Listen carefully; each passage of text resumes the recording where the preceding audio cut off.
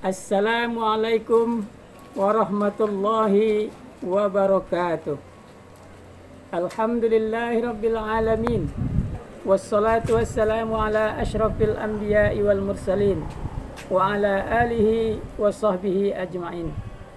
Asyhadu an la ilaha illallah wahdahu la syarikalah wa asyhadu anna Muhammadan abduhu wa rasuluh sallallahu alaihi wasallam la nabiyya ba'dah. Amma ba'. Tiada kata yang pantas kita ucapkan selain puji dan syukur kepada Allah Subhanahu wa taala. Allah yang Maha Pengasih tanpa pilih kasih. Allah yang Maha Penyayang, sayangnya tak terbilang. Selanjutnya salawat dan salam disampaikan kepada junjungan kita Nabi Muhammad sallallahu alaihi wasallam. Baiklah dan Ustaz yang soleh dan soleha, Ustaz sebelum menyampaikan materi tentang salat jenazah, Ustaz ingin membacakan sebuah pantun. Selesai salat subuh melakukan senam. Senam dilakukan di rumah sendiri.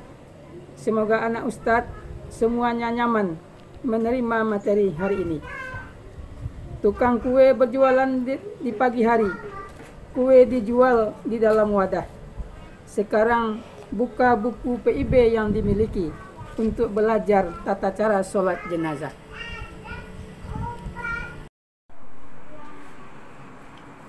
Baik, Nana Ustaz, kita lanjutkan tentang materi mensolatkan jenazah. Di dalam pelaksanaan sholat jenazah ini ada beberapa hal yang perlu kita perhatikan. Yang pertama adalah berkaitan dengan rukun sholat, itunya yang mesti kita kerjakan di dalam pelaksanaan sholat jenazah. Kemudian yang kedua, tata tertib dari sholat jenazah. Dia ada aturan-aturan yang kita harus jalankan ketika pelaksanaan sholat jenazah. Dan yang terakhir adalah tata cara sholat jenazah. Bagaimana sholat itu kita laksanakan sebaik-baiknya sehingga nanti bernilai ibadah bagi yang melaksanakannya. Nah Ustadz yang soleh dan soleha, yang termasuk ke dalam rukun sholat jenazah maksudnya adalah itu ada beberapa macam. Yang pertama niat. Yang kedua berdiri bagi yang sanggup. Jadi kalau ada di antara jamaah yang ikut dalam sholat jenazah tidak mampu berdiri, bisa dia duduk. Kemudian sholat jenazah terdiri dari 4 takbir. Dan selanjutnya sholat jenazah itu diawali dengan membaca surah Al-Fatihah, kemudian membaca selawat Nabi, membaca doa untuk mayat, kemudian membaca doa untuk kaum muslimin yang tinggalkan, dan terakhir adalah mengucapkan salam. Itu bagian dari rukun sholat jenazah. Kemudian untuk tata tertib sholat jenazah ada beberapa hal yang perlu kita perhatikan. Ya, Ustaz bisa juga membuka buku PIB-nya sehingga nanti bisa jelas, dan Ustaz juga sudah menyediakan slide berupa PowerPoint yang ditampilkan di layar. Yang pertama, tata tertibnya adalah hendaklah sholat jenazah diimami oleh keluarga yang paling dekat dengan si mayat. Jadi untuk imam sholat jenazah ini tidak bisa sembarangan orang, ada ketentuannya, yaitunya orang-orang yang paling dekat hubungan darahnya dengan mayat. Misalnya kalau yang meninggal itu anaknya, maka dianjurkan yang menyolatkan itu adalah yang sebagai imamnya bapaknya atau ayahnya. atau kakeknya atau saudara kandungnya. Nah, itu yang disebutkan dalam imamnya adalah orang yang terdekat dengan mayat. Kalau ayahnya yang meninggal, maka yang menyolatkan yang paling utama adalah anaknya atau saudara kandungnya atau yang lainnya yang lebih dekat hubungan darahnya. Nah, kemudian yang kedua tata tertibnya adalah posisi berdiri imam. Nah, ini perlu kita perhatikan. Tidak sama antara mayatnya laki-laki dengan mayat perempuan, itu posisi berdiri imam itu tidak sama, berbeda. Kalau mayatnya laki-laki, maka imam berdiri pada posisi sejajar dengan kepala mayat. Ingat kata-katanya, sejajar, bukan di kepala mayat. Maaf ya, kalau di kepala mayat berdirinya, nah nanti mayatnya terkejut, lari dia. Jadi yang syarat imam itu adalah posisinya, kalau laki-laki mayatnya, maka berdiri imam sejajar dengan kepala mayat. Kemudian kalau mayatnya perempuan, maka imam berdiri pada posisi sejajar dengan perut atau pinggul. Nah, itu perbedaan antara posisi imam berdiri kalau laki-laki dengan perempuan. Nah, itu perlu diperhatikan bagi orang yang ditunjuk atau yang berhak untuk menjadi imam ketika sholat jenazah. Makanya disitulah perlunya kita belajar bagaimana tata tertib dalam sholat jenazah itu. Seandainya hal itu kita yang melaksanakannya, seandainya kita yang menjadi imam, maka kita sudah bisa melaksanakan sesuai dengan aturan yang telah ditetapkan oleh agama kita. Baik, Nana Ustaz, kita lanjutkan untuk materi sholat jenazah ini. Kita masuk kepada tata cara sholat jenazah. Pertama, dalam sholat jenazah itu kita harus berdiri lurus, kemudian membaca niat. Nah, di dalam membaca niat ini, niat itu seharusnya kita baca di dalam hati saja. Tetapi untuk pembelajaran, kita boleh melafazkan niat itu dengan suara yang keras supaya bisa hafal nantinya. Nah, mengenai niat ini ada yang perlu kita perhatikan, perbedaan antara niat untuk mayat laki-laki dengan untuk mayat perempuan. Begitu juga dengan niatnya seorang imam dengan seorang makmum. Itu akan ada perbedaannya. Kalau untuk mayat laki-laki, maka kita akan membaca kalimatnya, usolli ala hazal mayyiti arba'a takbiratin fardu kifayatin imaman atau makmuman lillahi ta'ala. Sedangkan untuk mayat perempuan, kita akan mengganti kalimat haza dengan hazihi, al-mayyiti dengan al-mayyitati. Sehingga kalimatnya adalah usolli ala hazihil mayyitati arba'a takbiratin fardu kifayati imaman makmuman lillahi ta'ala. Nah, begitu bunyi niatnya, terlepas niatnya. Kalau kita terjemahkan, sengaja aku sholat jenazah ini, laki-laki atau perempuan, 4 takbir fardu kifayah sebagai imam atau sebagai makmum karena Allah Ta'ala. Itu bagian pertama, itunya niat. Dan niat itu seharusnya tidak perlu dilafazkan dengan keras. Nah, untuk selanjutnya, tata cara sholat jenazah itu adalah kita dalam sholat jenazah ada 4 takbir tanpa ruku dan tanpa sujud. Jadi ada sebuah cerita dulu di kampung Ustadz. Dia rupanya tidak bisa tidak mengerti dengan tata cara sholat jenazah. Lalu dia di kesempatan menjadi imam sholat jenazah. Ketika dia menjadi imam, kemudian dia ruku dan sujud. Nah, tercengang orang semuanya. Selesai sholat, orang bertanya, kenapa tadi ada ruku dan sujud? Dia bilang katanya dengan akal-akalannya, mayatnya dosanya banyak, makanya perlu sujud dan ruku. Nah, ini kan namanya tidak paham dengan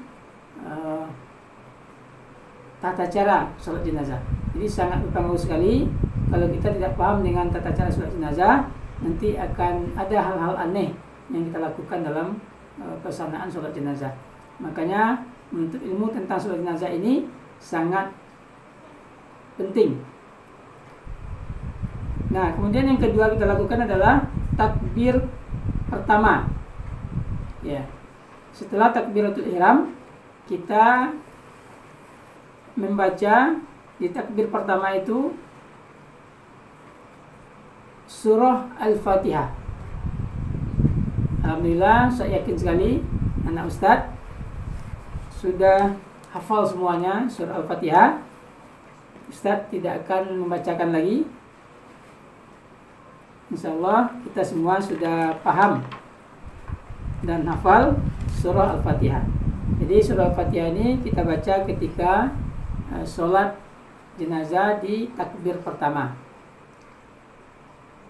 Kita mulai dari Bismillah sampai Waladhdallin.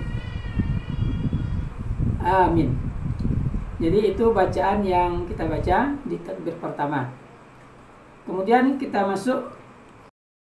Baiklah, kita masuk kepada takbir yang kedua di dalam pelaksanaan tata cara sholat jenazah, yaitunya kita membaca selawat Nabi. Ya, seperti yang sering kita baca selawat Nabi ini ketika sholat fardu maupun sholat sunnah. Kalimatnya Allahumma sholli ala Muhammad wa ala ali Muhammad kama shallaita ala Ibrahim wa ala ali Ibrahim wa barik ala Muhammad wa ala ali Muhammad kama barakta ala Ibrahim wa ala ali Ibrahim fil alamina innaka Hamidum Majid. Ini insyaallah sudah hafal kita semuanya, dan saya yakin sekali anak Ustadz sudah hafal karena dibaca setiap saat, setiap sholat kita baca selawat Nabi ini, dan tidak akan mungkin kita tidak hafal. Jadi anak Ustadz untuk bacaan ini mungkin tidak kita pelajari lebih lanjut, kecuali hanya kita ulang sedikit saja, dan kita nanti akan masuk ke takbir yang ketiga. Jadi takbir kedua tadi kita membaca selawat Nabi. Takbir pertama kita membaca Al-Fatihah. Nah, kita sekarang masuk ke takbir ketiga. Nah, takbir ketiga biasanya di takbir ketiga inilah banyak kaum muslimin atau anak ustadz mungkin yang belum begitu hafal. Disinilah mungkin nanti perlu anak ustadz mengulang kembali hafalannya, sehingga nanti takbir ketiga bacaannya itu atau doanya bisa dibaca ketika kita melaksanakan sholat jenazah. Ya, baik anak ustadz, kita lanjutkan. Anak ustadz yang soleh dan soleha masih bersemangat ya. Nah, walaupun belum bisa minum bagi yang puasa, kecuali yang banat mungkin yang ada halangan, tapi tetap menjaga adab, tidak boleh dilihatkan kepada yang berpuasa ketika makan. Nah, itu tidak diperlihatkan kepada orang berpuasa. Takbir ketiga adalah membaca doa untuk mayat. Nah, untuk doa ini yang diajarkan kepada kita adalah dengan kalimat nanti ada perbedaan antara mayat laki-laki dengan mayat perempuan. Tetapi kita di sini hanya menampilkan yang untuk mayat laki-laki saja. Jadinya kalimatnya adalah Allahumma ighfir lahu warhamhu wa'afihi wa'fu anhu wa akrim nuzulahu wa wassi' madkhalahu warsilhu bil ma'i wassalji wal bar wa nakkihi minal khotoya kama yunakkas thawbul abyadu minad danas wa abdilhu daran khairan min darihi wa ahlan khairan min ahlihi wa zawjan khairan min zawjihi wa adkhilhul jannata wa a'idhu min azabil qabri. Dalam kalimat lain dibacakan dengan wa azabin nar. Nah Ustaz, ini adalah bacaan dari takbir ketiga atau doa yang kita baca ketika sholat jenazah setelah kita takbir ketiga. Ini khususnya doanya untuk mayat atau orang yang telah meninggal dunia. Nah kemudian untuk anak kecil, kalau ada anak kecil yang meninggal dunia, maka doanya berbeda dengan doa ini. Bisa kita lihat di buku kita, di buku PIB halaman 45 itu ada doa khusus untuk mayat anak kecil. Ya, untuk mayat anak kecil ini kita lihat lafaznya Allahumma ja'alhu faratan wa zukhran liwalidayhi wa syafi'an mujaban Allahumma sakkil bihi mawazinihima wa'zim bihi ujurahuma wa alhiqhu bisalihil mu'minina waj'alhu fi kafalati Ibrahim wa qihi birahmatika azabal jahim. Kalau kita lihat terjemahannya, ya Allah, jadikanlah kematian anak ini sebagai pahala bagi kedua orang tuanya dan pemberi syafaat yang dikabulkan doanya. Ya Allah, dengan musibah ini beratkanlah timbangan perbuatan mereka dan berikanlah pahala yang agung. Kumpulkanlah ia dengan orang-orang yang soleh dan jadikanlah dia dipelihara oleh Nabi Ibrahim. Peliharalah dia dengan rahmatmu dari siksaan neraka. Jadi kalau ada seorang anak kecil meninggal dunia, maka itu memberikan manfaat tersendiri kepada orang tuanya, karena ditempatkan oleh Allah, diposisikan oleh Allah di tempat yang mulia, sehingga dia menjadi pembawa syafaat bagi orang tuanya. Jadi tidak usah berkecil hati. Seandainya ada adik kita yang masih kecil lalu meninggal dunia, maka dia akan memberikan syafaat kepada orang tuanya ketika di akhirat kelak. Itu kelebihannya atau manfaat dari atau hikmah di balik adanya anak kecil yang meninggal dunia. Makanya doanya pun khusus, beda dengan doa untuk orang dewasa. Baik, Ustaz, kita sudah di penghujung materi ini. Yaitunya kita masuk ke bagian takbir keempat. Kita masuk ke takbir keempat. Takbir keempat ini kita membaca doa. Kalau ini dikhususkan kepada orang-orang yang masih hidup yang ditinggalkan oleh mayat. Kalau kita lihat kalimat doanya atau lafaz doanya, Allahumma la tahrimna ajrahu wa la taftinna ba'dahu. Terjemahannya, ya Allah, janganlah kami terhalang buat beroleh pahalanya, dan hindarilah fitnah dari kami sepeninggalnya. Ini doa yang kita baca pada takbir keempat. Doanya, tidak terlalu panjang, pendek, tetapi makna yang dikandung oleh doa ini sangat luar biasa, sangat dalam sekali. Nah, Nenek Ustadz, mungkin Nenek Ustadz nanti akan diminta untuk mencoba mengulang atau memurojaah hafalan doa yang ada pada takbir ketiga. Itulah doa yang mungkin agak panjang dan mungkin belum semuanya hafal atau belum lancar atau bacaannya belum pas. Nah, itu nanti silakan diulang-ulang di rumah, karena di samping kita, di depan kita kan ada buku PIB-nya, ada panduannya. Dan Ustadz juga mengirimkan slide melalui panitia, mudah-mudahan bisa dikirimkan oleh panitia ke WA kita masing-masing. Kemudian yang terakhir, imam membaca salam. Assalamualaikum warahmatullahi wabarakatuh. Salam ke kanan dan salam ke kiri. Nah, setelah itu barulah selesai tata cara pelaksanaan sholat jenazah. Baik, nah Ustaz akan memperkenalkan diri biasanya di awal, tapi hari ini di akhir materi kita perkenalkan diri. Nama Husni, kemudian diamanakan sebagai guru bidang studi di SDIT Askia 1 Padang, dan juga sebagai koordinator bidang sarana prasarana di SDIT Askia 1.